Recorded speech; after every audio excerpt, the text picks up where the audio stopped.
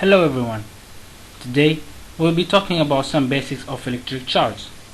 First off, Greeks were the first one who discovered the phenomenon. When you rub a piece of amber with a piece of fur, they found that the piece of fur would attract to small objects. And that actually would seem to be like magic for them. But how do we explain it nowadays?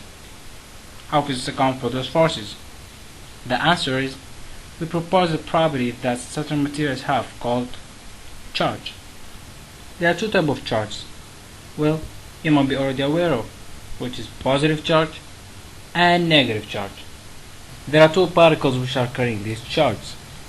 The first one, which is carrying the positive charge, called proton, and the second one, which is carrying the negative charge, called electron. The amount of charge on the electron is the same as the amount of charge in the proton, except the charge on the electron is negative.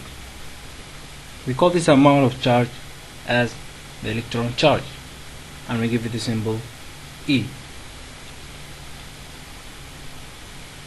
The amount of charge on the electron is the smallest amount that you can have. You can't have half an electron with a charge because you can't have half an electron, and therefore the electron is generally believed to be an elementary particle. Also, you can only have a multiples of this amount of charge, since all objects are made up of protons and electrons.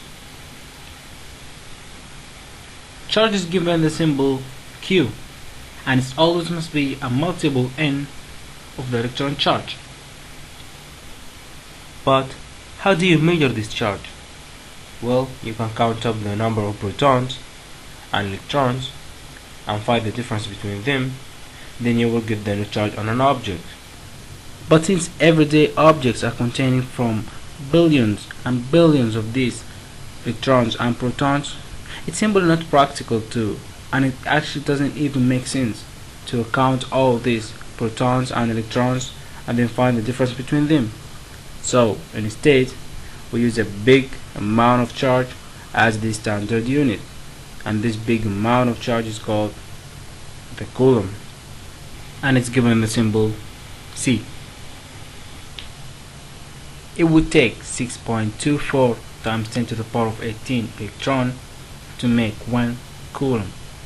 By looking at this in a different way, 1 electron has 1.602 times 10 to the power of negative 19 coulomb.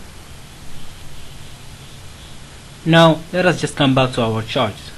If we brought a positive charge nearby a positive charge, they would actually repel from each other, and the same goes to the negative charges. But if you brought a positive charge nearby a negative charge, they will attract towards each other, and how strong that force is depends on how far apart they are.